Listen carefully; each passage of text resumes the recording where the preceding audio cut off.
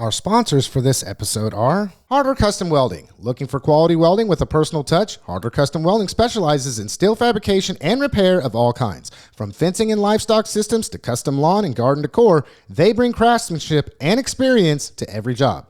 No job is too small. From simple fixes to complex builds, they're here to help. Based out of Newton, Kansas, mobile welding services are available to meet a wide range of needs. You can give them a call at 316-217-3819 to bring your project to life. Also, visit them on Facebook at Harder Custom Welding, Harder Custom Welding. Shamrock Car Wash. Shamrock Car Wash has 3 convenient locations in Newton, Wichita, and Mays. They were also voted Best Car Wash in Harvey County for 2024. Shamrock Car Wash offers your traditional hands-on wash bays, but also touts an in-bay touch-free wash and dry for an effortless clean.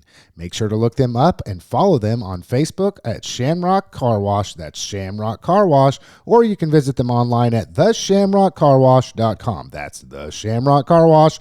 The Newton Kansan is Newton's longest-running local newspaper covering all the stories, people, places, and things happening in our community. Chad Frey, the Kansan guy, editor of the Kansan, works diligently to ensure integrity, accuracy, and unbiased news is delivered to your doorstep 3 times a week for an unbeatable price.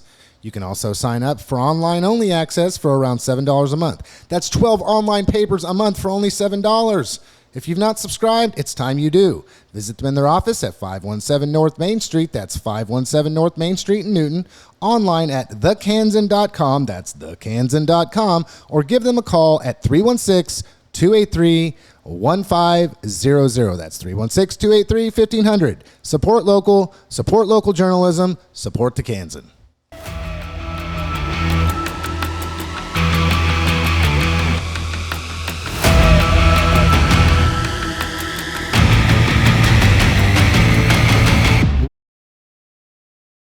Hello, everybody, and hello, Chad.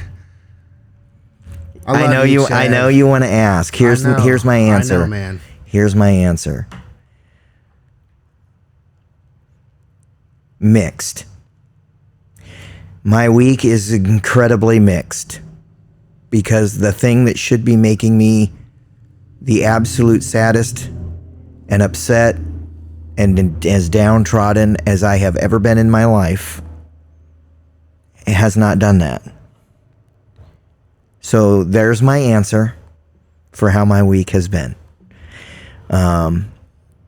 Brutal honesty. I suffered quite a tragedy, but I'm moving on as best one can when they lose their father.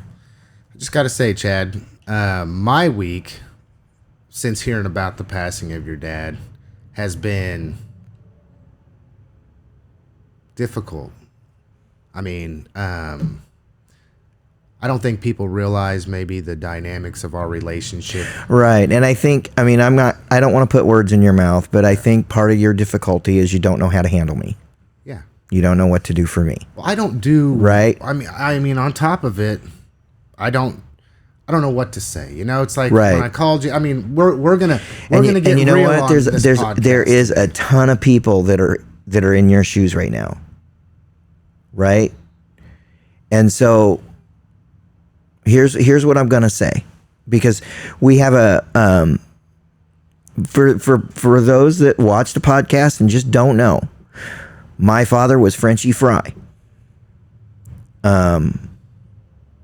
I knew him as Dad. I knew him as Ken Frey, or Kenneth.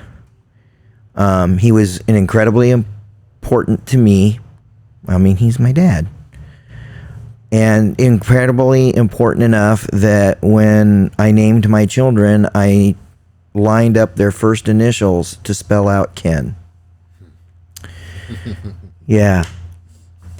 And he passed away on Thursday. For decades, people, when I have met people and discussed their losses with them, especially those that come from a terminal disease or illness, I have heard them say, it's such a relief. And I've never believed them, but I now do. And so when it comes to, and I'm not going to speak for my whole family, but I'm speaking for me, that I watched him suffer like I have never watched him suffer in his life. And so today and every day since Thursday, I have taken solace in the knowledge of two things. First and foremost, I very intentionally wrote his obit to say he found his relief from ALS.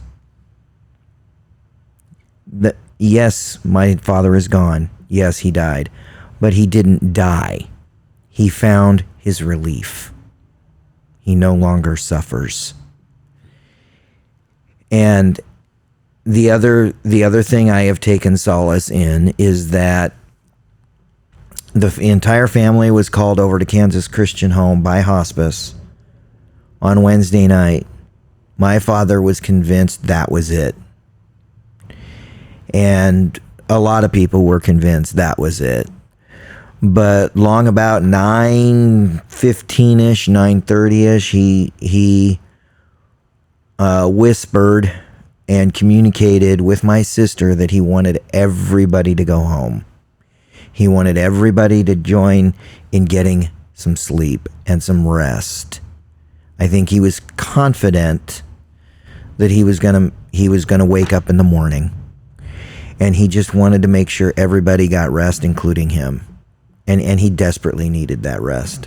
There's no two ways about it. And so when I said my good nights, I chose carefully my words to my father and made sure that when I left, that number one, those words were healing for our relationship, because straight up, my father and I fought all the time about stupid crap. We were a lot alike. We're carbon copies of each other, to be honest. I'm pretty much a carbon copy of my father. And so I used words that were healing for both of us and our relationship. And at the point that I was speaking with him, he couldn't communicate. He just couldn't get air to even speak anymore. But he just looked at me, and in his look, I knew he heard me. I knew he understood. And I know he felt the exact same way that I did. And so when I walked out to my car, I actually said it out loud. And I don't know if there was anybody in the parking lot to hear me. I said, if those are my last words, I'm at peace. I'm comfortable. We're going to be okay. So if I can give people a little bit of advice, make sure that that's how you communicate with people. Especially if you know beyond shadow of a doubt it's going to be it's very possible that it's going to be the last time you see them. Make sure you're at peace. Make sure you're both at peace. Because here we are, this is Wednesday. So I uttered those words exactly 1 week ago today. And it sounds really callous. I have not cried very many tears over the course of the last week. Now, granted, I've been running about as hard as I've ever run, and I have been doing, and just, the hardest moments that I have had was driving to and from Wichita on Monday morning for something, because I was all alone. My truck's radio doesn't really work, and so I was all alone. It was just quiet, it was silent, and it was just me, the highway, and my brain. And so that was a difficult time period. Yeah. So yeah. That's where we're at. Can we rest here for a second, Chad? Sure. Because when I was thinking about things that we could talk about on the program, I wanted to just somehow or another utilize some time and give the opportunity for you to remember your dad. Sure. Okay, is that okay? Sure. Okay. And some of the questions that I had coming up was, I wonder what one of the fondest memories that you had with your dad. Fondest memories? Just a place and time that you hold in your memories, that you know you'll forever hold in your memories, of a situation or a time that you spent together, and you'll just always remember as one of those moments where you felt complete in your relationship with your dad. Well, if you want to talk about feeling complete in my relationship with my dad, I just gave that. Yeah. But if you want to talk fond memories, there's lots and lots and lots of them. My father formed who I am. And so, who I am, I love the sport of wrestling. I wasn't any good at it when I tried it, but I loved the sport, and that was because of my father. I don't do it very often, but I like to go fishing, and that's because of my father. Now, where I and my father are different is that I don't spend most of my time cussing and swearing because I fell in the lake again. I don't venture out onto those logs and whatever else. I learned to try and think at least one or two steps ahead from my father from those times that he didn't. I learned my work ethic from my father. My dad never sat still. Until the last 3 weeks, that man would not sit still. Period. No way, no how. And when I say I learned my work ethic from my father, the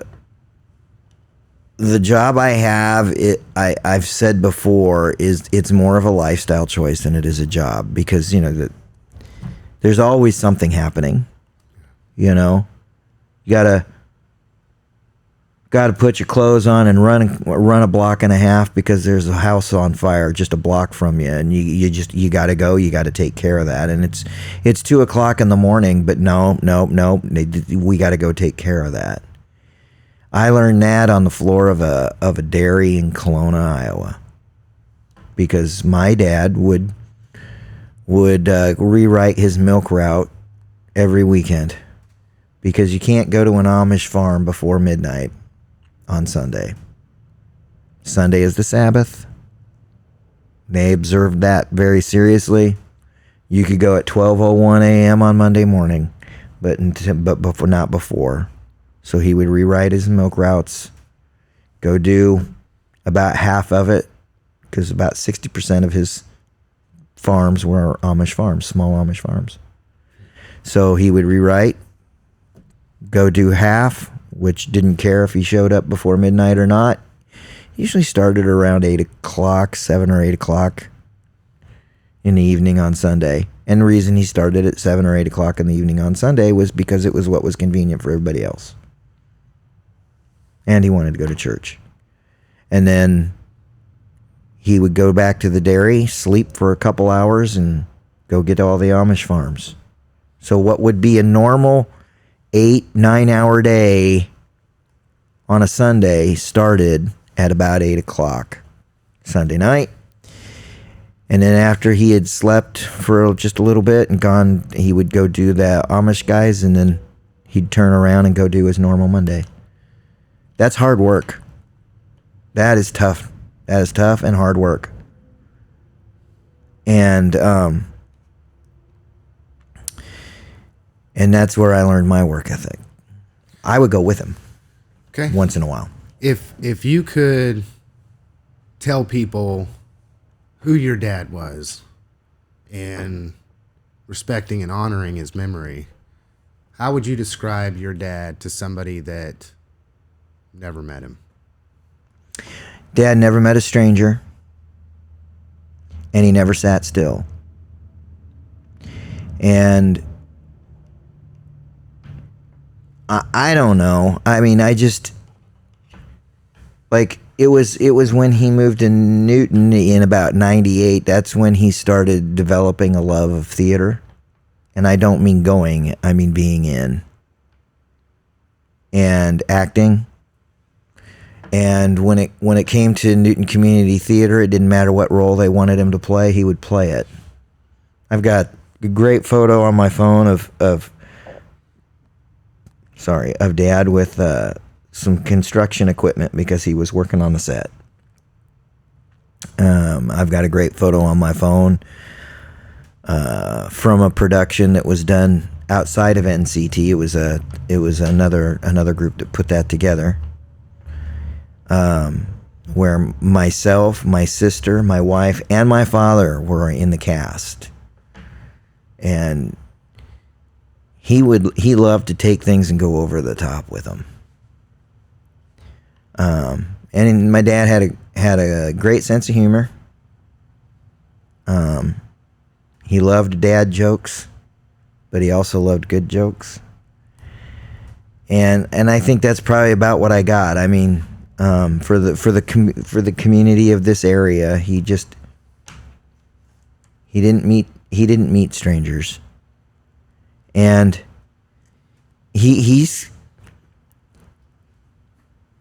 one of the things he taught me is, and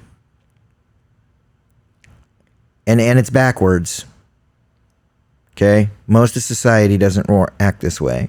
Respect is given until it's shown that it's not warranted.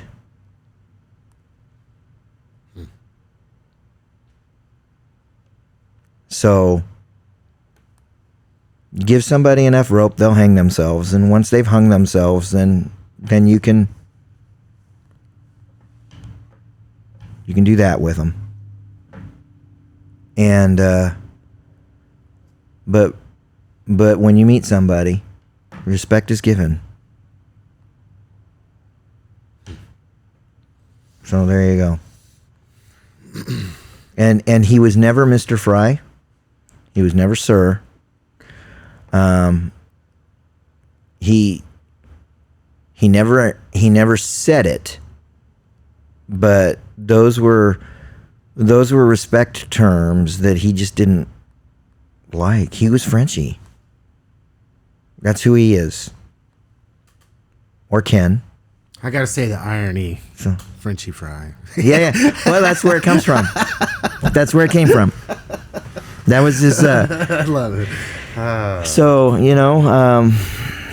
call out to John Allen Rowland, who I used to call the Jar. I never called it to his face. I never said that to his face, but he was the owner of Twin County Dairy, and for a little bit of time, right after my dad was hired, and my dad was hired by that Twin County Dairy when I was about 6. He would try and talk in code with people once in a while because he didn't want people to know who he was talking about. Mm-hmm. And so he would call Dad Frenchy when he's talking in code. And then the CB radios came in, and that was his handle, Frenchy. And it just stuck.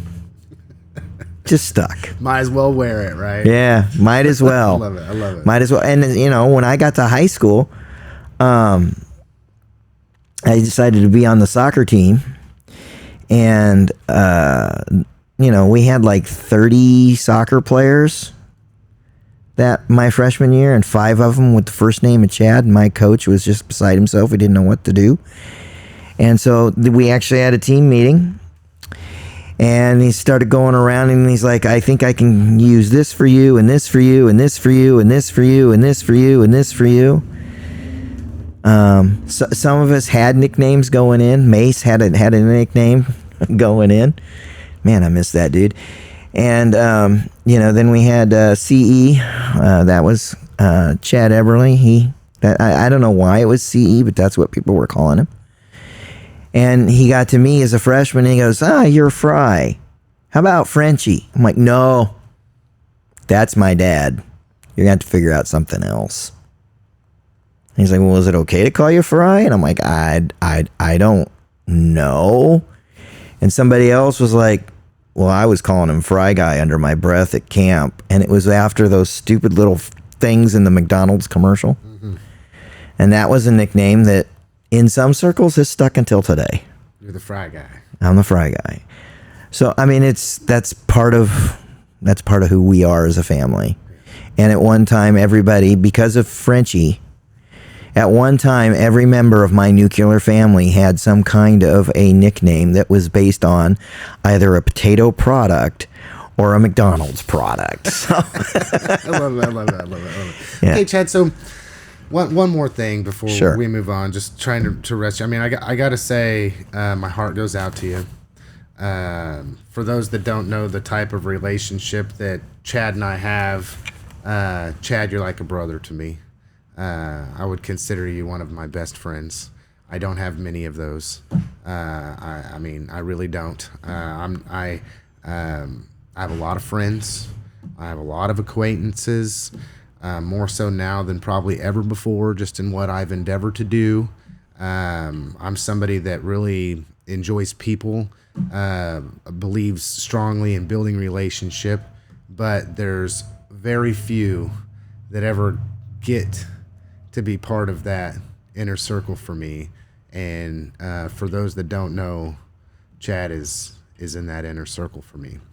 I feel like no words will suffice when I say things like, I'm sorry for your loss, I'm with you, I'm thinking of you, I'm praying for you, I'm praying for your family. I can't even imagine. It almost feels like words can't actually express, or using those words doesn't adequately articulate what's going on inside my spirit for you. You know, it's very difficult for me not to personalize the loss, the emotion that I'm sure you are experiencing. And even now, when I say what I'm saying, I just feel like it just doesn't do it justice. But I want to ask one more question. Sure. Okay. Well, two. I want for people to know when they can go to the service or the viewing. So add that in there. And then the other one is, and you touched on it briefly. It's probably why it's been in my brain pinging around since you said it in the very beginning of the podcast. But, you know, knock it out of the park, Chad, for people when they're going through life and they're taking for granted the idea that someone, close relative, father, mother, sister, brother, child, good friend, that today they're with us, and we have this idea, most of us do, where we don't think about our own mortality. We don't think about the mortality of others, and that you could get a phone call at any moment in time where someone is gone. And what do you have to leave people with, who might just be walking through life and taking for granted whomever that they have in their life that they have a close relationship with? Well, let's start with the nuts and bolts type thing. Visitation is on Friday night at Peterson's Funeral Home. Family will be there from 6 to 8. For those of you who want to be there to support my kids are not going to be at visitation. Straight up, I just felt like, well, I can remember when I was very little being at a couple of funerals for extended family and just being like, I don't want to be here, and being at visitations and not knowing people And like, no, I don't want you to pick me up. I don't want you to hold me. I don't want that. I don't know you. So I'm not putting my kids through that. Funeral services will be 10:30 a.m. on Saturday at First Mennonite Church of Newton. We got some surprises for the funeral. We've got a couple things where we're going to try and put the fun into funeral. Because that's what my dad would have wanted. And my dad wanted short. So there you go. As to waxing philosophical about your relationships with people,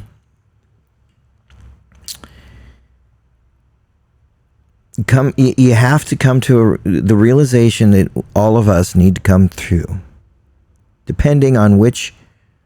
Gosh, this phrase sounds horrid. Depending on which written histories you subscribe to. There's only about 2 people who left this planet permanently still alive.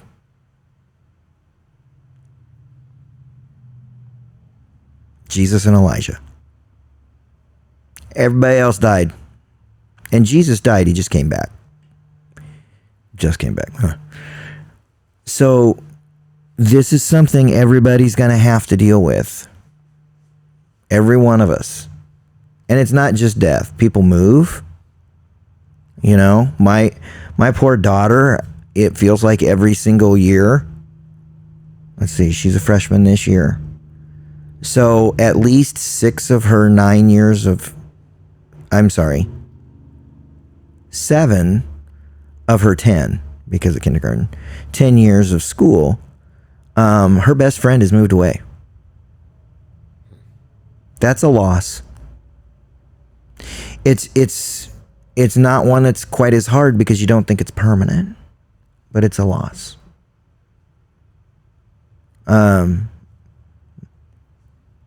So it really just goes to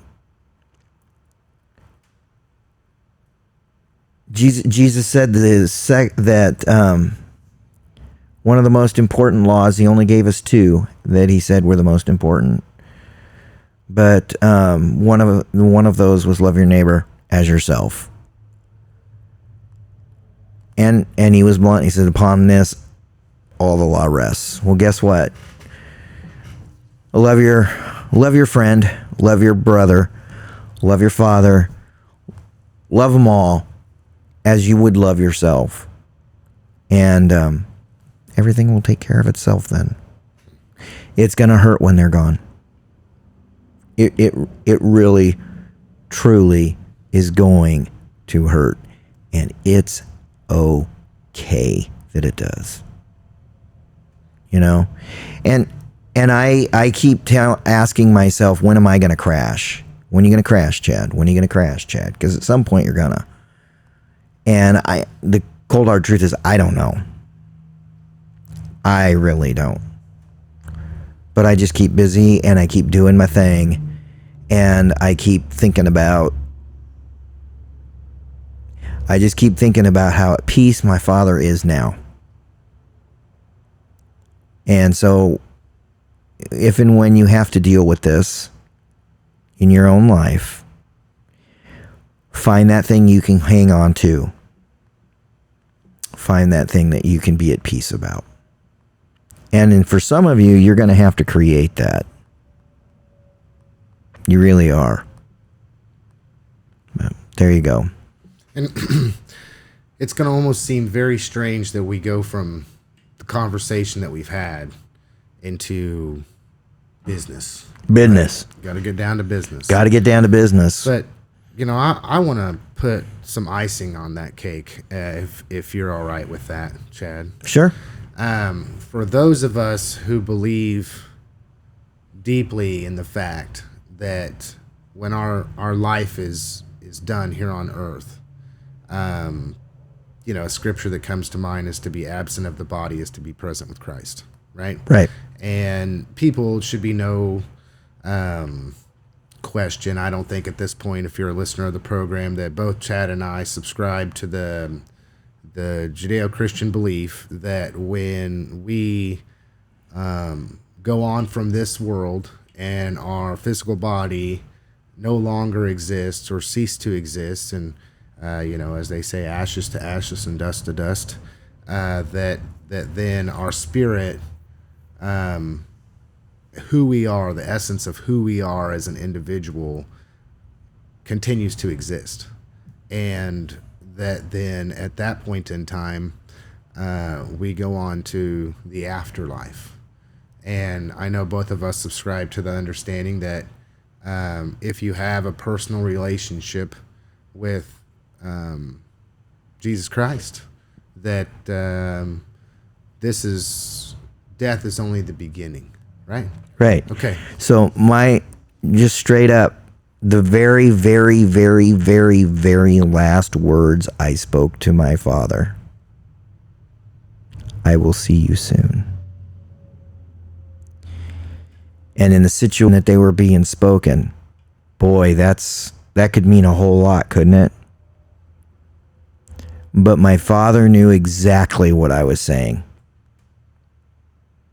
Because for him, where he is now, it will be a blink of an eye. I've calculated my life expectancy, so for me, it's going to be about 18 years, maybe 19. But for him, it's the blink of an eye. So there you Hey, have Chad, it. something that I want to transition over. It just keeps knocking around in my head, and believe it or not, folks, when I come into the podcast, there is a plan. Chad and I, and when Andy's here, once again, Andy's not here this week. We're not having fun with it. There was no empty seat with a hat here today. But I was kind of looking forward to getting an Andy hug today, yes. but I'll just have to wait until I see him again. Yeah, well, in business as usual, right? Business, like for Andy, this is not his all in all, right? He's got a business, right? And Chad's the same way. I will have life at some point in time, so although we do probably hit 95% of the time with having all three of us here, there's going to come a day when Chad and Andy are going to be sitting here doing it. Hopefully they don't show me up as far as hosting the program. I'm always afraid of that. I'm just going to warn you, production values are going down on that day. I'll always have the production in line and the content creation. Yeah. So, most know that I'm a part of CCRT. I don't do peer mentorship or anything like that. I'm just the public relationships specialist / director, if you want to look at it that way, that just helps with what CCRT is doing. And there was some losses that took place over the last couple weeks. There was one person in particular that hit us all hard. They were a young mother, and they lost their life to fentanyl poisoning. And like I'd mentioned before, we're having a series. We've got 3 more coming up, and in the past we talked about just addiction in general. And for those that know what I'm talking about, equally so, I'm sorry for that loss. Maybe this podcast is kind of heavy this week, given the fact that we're talking about mortality and death. But I think where this is going is realizing that we as individuals need to redeem the time. Life is too short. It is too short to not reach out for help. Chad's dad lived a long, full life.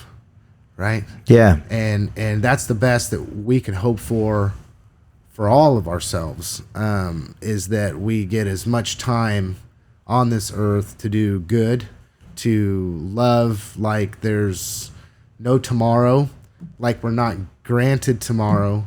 But there's a lot going on with the amount of people that are succumbing to their addiction, which means they're unable to live their best life. And it's very sad when someone passes away because of their addiction. So I'm not going to name their names. I just want to, if you know who I'm talking about, thoughts and prayers are with the family. So just moving on from this, okay. Upcoming events, subscribe to the Kansan, go to the Choose Newton website. We've said it again. We'll continue to say it. Podcast after podcast after podcast after podcast. I know that there are some things that are going on in Burton. They do have a community page on social media. That's where the majority of things that they're doing are posted. We'll try to keep up with that. Like we said, we want to utilize this platform to do that. But today we were gonna have to cut some things out because of what we're fixing to talk about and what we talked about. But I'm just going to throw 2 community things out there for you on the event side. Okay. So first and foremost, the Bethel College Life Enrichment Series is started. Okay. It starts today while we're doing this, quite literally. So, and they've got a calendar, and I think 90% of it done already. So that's every Wednesday in the morning. And you can get lunch after, as long as you get there and get that lunch reserved. And then the other is that one of my favorite bands, the Sassenachs, it's made up of some really amazing humans, is going to be over at Moxie's Grill Bar. What do they call it now? Moxie's Community Pub. Yeah. It's going to be over at Moxie's Community Pub out over in the 1400 block of Old Main, 8 o'clock on Saturday night. So there's an opportunity to go just hang out. Yeah, Moxie's does a great job. Live music basically every Friday and Saturday. And then they always have a different food truck there. So it's a great place to get out, grab a bite to eat, watch whatever entertainment that they have. Usually draws a pretty good crowd. I mean, if the weather's nice, and now that we're getting into cooler temperatures and fall and then the last thing is September 5th. That is the Newton High School home football opener, and they will be doing their Hall of Fame inductions on that night. Okay. I will be writing up all of both of the Hall of Fame inductions, so that we can get that out there and in front of the game. But that's the day. Hall of Fame, September 5th. Okay, speaking of the Kansan, speaking of subscribing to the Kansan, is there anything that you want to cover in the Kansan? I read your article about the hemp first ever production, like we talked about on the podcast last week. Super excited about that. But is there anything that you'd like to bring up that's transpired that you've written about in the Kansan or getting ready to write about in the Kansan before we get into the meats and the potatoes of what we're going to talk about today? So for obvious reasons, my week at the Kansan is going to be a little lighter than normal, and so I did get a little help that came in to help me out with some county commission stuff and Board of Education stuff. I haven't even watched the Board of Education yet from Monday night, but I plan to do so soon. There's been at least one budget that I think has been approved. There's another that's going to be up for approval next week. But I've got a story. This is Wednesday. I have a story popping tomorrow about Katie Blaylock, 2021 graduate of Newton High School, who is now in country. She is on a mission, and she's in a place with a placement through the Nazarene Church where evangelizing can get you killed. So kind of a nifty little story there. And then obviously I'm going to have Hall of Fame coming up. Also have a story about a local author who has written a fairly unique and interesting book. This isn't, it's just different. So I'm looking forward to getting that going. And those are things that'll be popping probably on Tuesday or so. Okay. There was something that I had checked out here. Health Ministries Clinic. Yes. Okay. That's great. It's awesome. I mean, that is Health Ministries Clinic opens new dental clinic. It's in the Newton Medical Center Plaza. Basically, it's to the building just to the it's in the building there where the well, there used to be an intergenerational child. Well, exactly. There's been a number of things that have come and gone in there. Mostly child care. Yes. Child care when it was in there and then it was out and it was in there then it was out and it seems like there's just never been anything to kind of stick in that spot. This I pretty sure is gonna stick. Well, I went in there just recently because my youngest started pre-K, and part of their rules, we'll call it, or desires, is that they want you to have your child to have their first dental appointment. And I am a huge fan of Health Ministries Clinic. I think people get this misconception that, it's just for the poor, but it's not.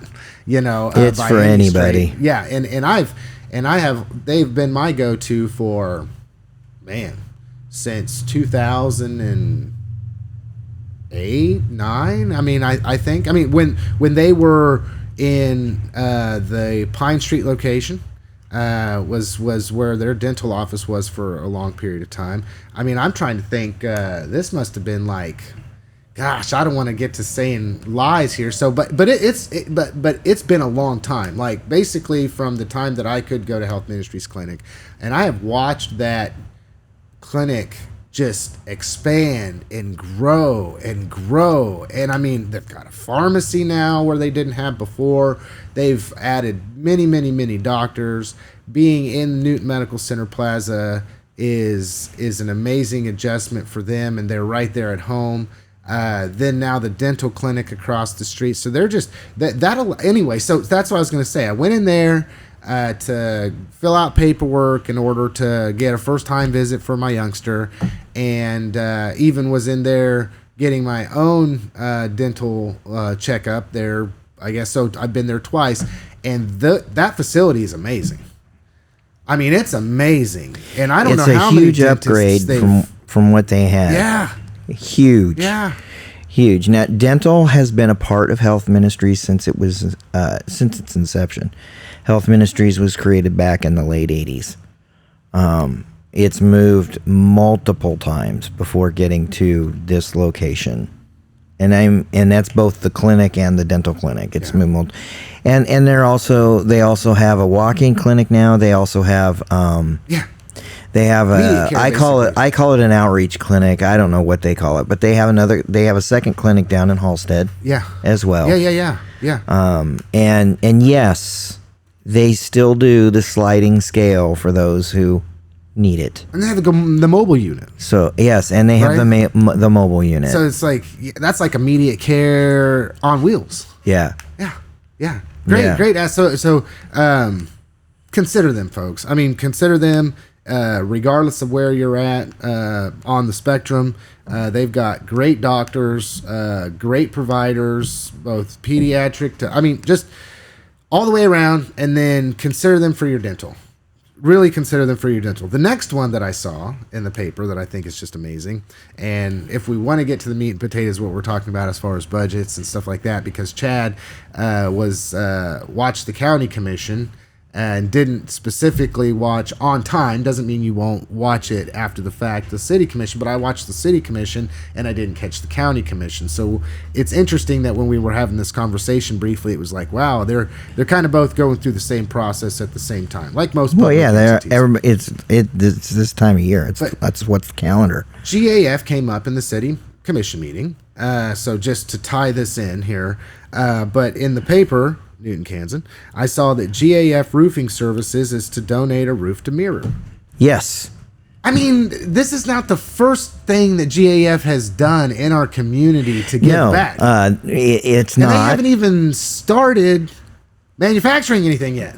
Yeah, there's stuff going on out there. You got to go out there and see. I mean, they're building huge. And then the last thing that I saw, was said in the city commission meeting to transfer over here, was that they're looking at like basically a $340 million facility.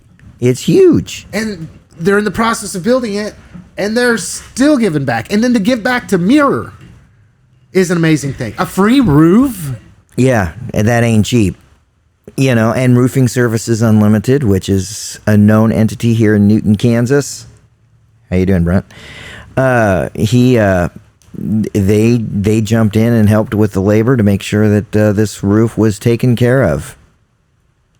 I'm telling you what. Can you imagine the capital outlay that you'd have to just to be able to replace a roof on Mirror or any of their facilities? The building that they're looking at, it was, I don't know. I'll have to ask Clint. He would know, but definitely the tens of thousands, the high tens of thousands. Yeah. And here we are with a drug and alcohol counseling group that just got a brand new roof, and if anybody from GAF happens to be watching, I know where you can go next and give a roof. I know where you can go next. Just give me. If you're in the business of giving out roofs, and while I would love to say it's my house, it's not my house. I know what organization you can go and tap on the shoulder and give a new roof to. So it's just give me a call. I'll let you know. But yes, it's just super cool because these guys. I mean, they haven't even started construction yet, and they put a roof on a Habitat for Humanity house. It has to, right? The new owners of that house, it is. I don't even want to think about how much money they saved those guys because Habitat houses are built with predominantly volunteer labor. Now there are some things you have to have licensed contractors for, and they bring those in. Roof would be one. Roof is one of them, and they bring those in, and then when they're all done with the project, you pay the cost. That's your mortgage. This isn't a spec build where they build it for 105 and turn around and sell it to you for 213.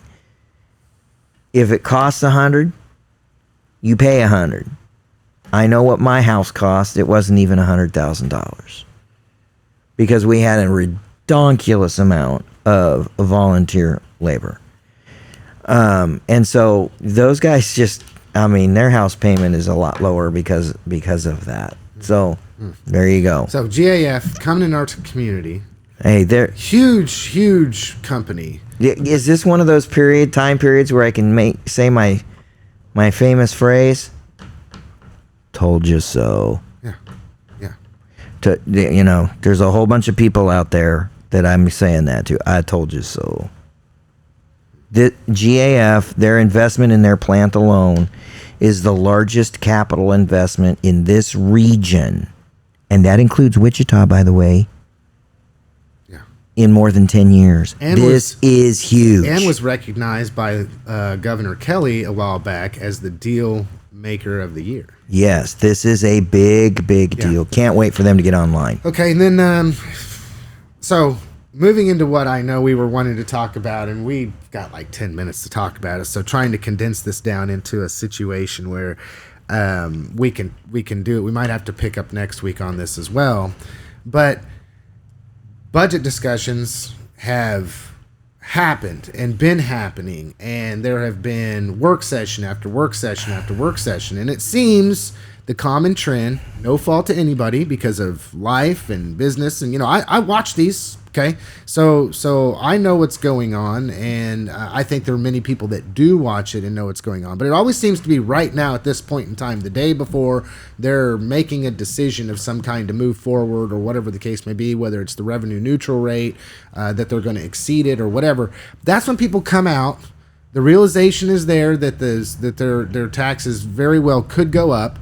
and they have something they want to say about it, which please do, right? I mean, please do. I'm not saying anything about anybody who wants to say. So, okay, Newton City Commission, I'll just get into it real quick, and then you can kind of tell me what happened at the Harvey County Commission meeting. But, the Newton City Commission meeting, there were people there that spoke during the public comment section about the fact that they really, really want for the mill levy to go down, okay? Many people it's sad because it gets to the point where unless you have like an MPA, there's a lot that goes into all of these formulas. And Yep. I think that the city staff and commissioners did their best with trying to answer questions and explain, this is not our piece of the pie. This affects you, yes, but we don't have any control over that. So then you get into property evaluation. Property evaluations have been going up, which means that even if the mill stays the same, that there's more revenue generated to the city for expenditures, but at the same time, it's costing the homeowner more money, even though the mill levy doesn't go up. Another way that your taxes go up is that if the evaluation stays the same and the city or the county or the school board needs more revenue, which is, i.e. taxes to be generated on your behalf, that then the mill levy goes up, therefore they can get more revenue because of things. Then you take into inflation, and even if they were to do nothing different, hire nobody new, or need to do anything other than replace what needs to be replaced in a timely manner that it needs to be replaced just to maintain the same services that you have, it costs more. Everything costs more. So even if you never bought a new mower to mow grass, you never bought a new snowplow, you never bought a new road grader, even if all of those things were consistent, it still cost more money to operate. But then considering that you need to buy all of those things to continue to maintain the services, and what cost yesterday cost way more today, it's this very complex machine that has to take place. And there were people that were just difficult, express some frustration with many different factors. And I got to send a shout out to you folks. That's what you're supposed to do. Okay, that is what you are supposed to do. I am not saying anything negative about anybody that got up there. I thought that there was a good dialogue between the city and those that had questions. People were continuing to ask questions even after a public comment section was closed. Zach McHatton got up there and talked about all the things that were going. There was a little bit discussion about needing to take the extra added revenue that they were getting based upon the keeping the mill levy generally flat, and then having the property valuation increases go into reinvestment in the community in order to put in roads, put in water lines, make sure that there's infrastructure that is improved in order to attract new economic development. And you get tax abatements. So next week, I think it would be good to really dive into some of this. So if you're listening, it's important to catch next week's program, because I'm just going to let Chad know in advance, and Andy, I know he watches these twos even though he's not here, when it comes to the school and the school needing to pass a bond, et cetera, et cetera. But is that pretty much what happened at the county, Chad? Same kind of thing? Yes, it felt like the testimony that I watched, they tended to dwell a lot on the fact that the assessed evaluation is going up and the mill levy is going up. And those two things are linked in a ridiculous number of ways. And I get it, and we hear about, we've heard a lot more anger coming out since the revenue neutral rate was created. And that's by design. Okay? There's what the state legislators were saying to the public, and there's what they were saying behind closed doors. And so the revenue neutral rate really was created to create this situation where you have taxpayers who are coming in and saying, why can't you do this? So part of what needs to happen is people need to start coming to an understanding of what each of the things and each of the pieces are. Okay? So the best description I've ever seen of the revenue neutral rate, I believe, came off of the Shawnee County website. If a entity is going to spend any more money, even $1 more next year than they did this year, they are violating revenue neutral rate. In order to not violate revenue neutral rate, your budget cannot increase. Not a single dollar. And I truly believe, you've heard me say it before, I'm going to keep saying it, that we will never see an entity be able to observe revenue neutral rate. One way or the other, because that specifically states what Chad is saying. I reiterate that your public entity spends the same or less money than what they did the previous year. Let me set up this really wild hypothetical, okay? And believe me, this is wild because it's never going to happen, ever. But let's just say that we have a you can pick one. We have a township budget, and everything they budget from this year to next year, they budget the exact same amount of money for. Okay? And they commit to, for example, making sure that they grade the exact same number of miles of road that they did this year. So everything is the same. The moment the price of gas goes up, they have to spend more money on gas for their road grader, and they will violate revenue neutral rate. I mean, I hope that example helps you understand why I believe revenue neutral rate is impossible. Yeah. Same. You can say the same thing. The moment the price of gas goes up, Newton Fire EMS is going to spend more money on gas this year. There's no way around it. Do you want to get rid of EMTs to make sure that revenue neutral rate is not violated? Because that's what your option is going to be. So now, and I've been in the back of an ambulance, so I'm just saying. So now the same guy that drives up is the one that has to triage you. And there's only one. I'm not okay with that. And the largest part of budgets, yes. And there are a lot of people who listen to me talk about this and are like, he's just fear-mongering. He's just fear-mongering. No, I'm not. That's the reality of the situation. Yeah. Okay?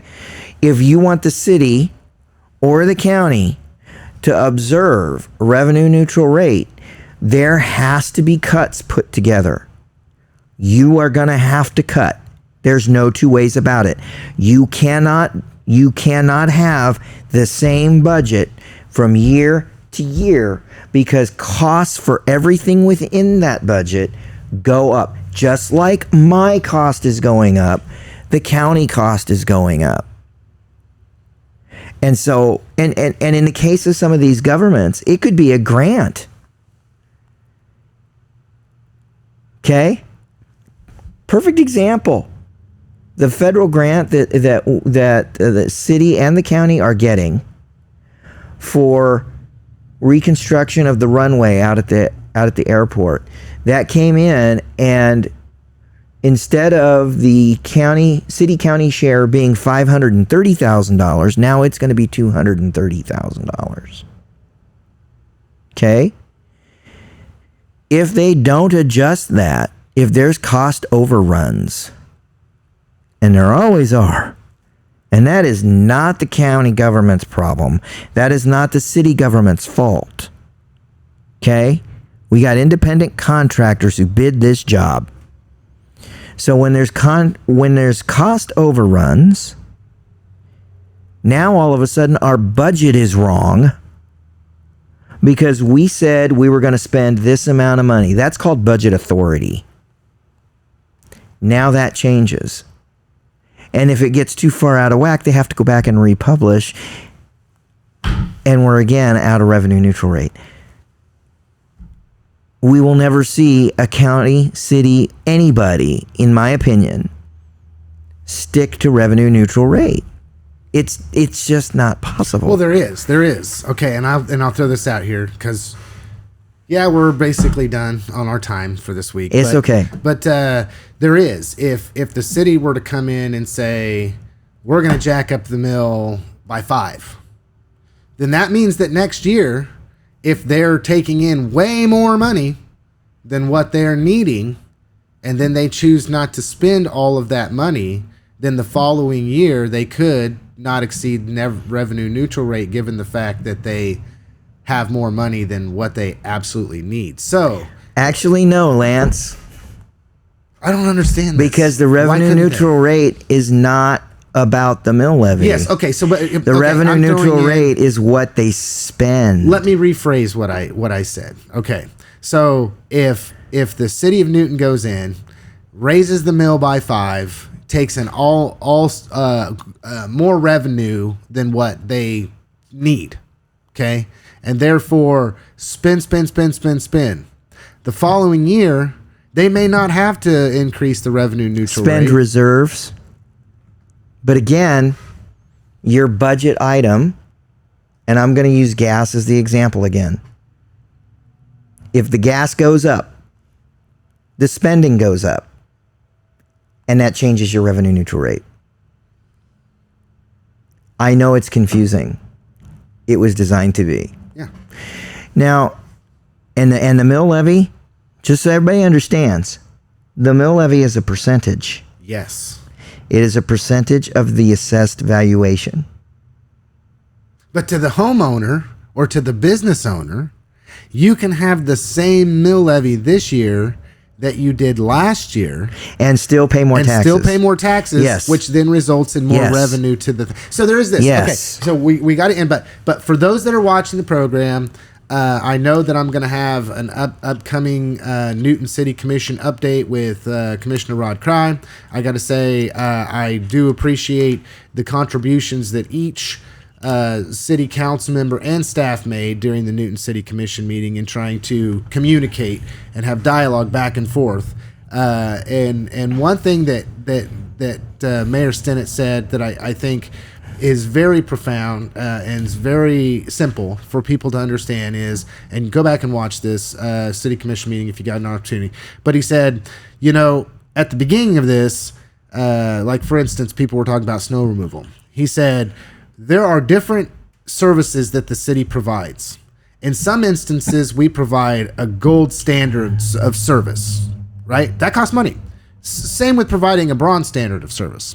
So if the community doesn't reach out when they're in their budget work sessions and speak out about the fact that, hey, we're getting, and I'm not saying this is the case, but I'm just using snow plowing, right? We're getting a bronze level of service because we believe that that's adequate and that meets the needs that people are desiring in our community. But now citizens are saying, no, we want a gold standard. Okay. Use trash. Well, I mean, I don't know. I kind of think that's a great it's a great example. Right now, we're bronze standard, boy. We're not doing recycling anymore because it costs too much money. Okay, we will go off on a website. So yes, we are hard stopping here. I want to give Chad the last word. I'll just say my last word real quick is be involved, be informed. Next week, we'll talk more about the revenue neutral rate and budgets and inflation and all of this, and just trying to really next week's program is going to be an educating program. So make sure and catch next week's program, folks. Okay. And then Chad, you give your last word, but you have to say, have a good one, everybody, when you're done. Oh, have a good one, everybody. Today, tell somebody you love them. Have a good one, everybody.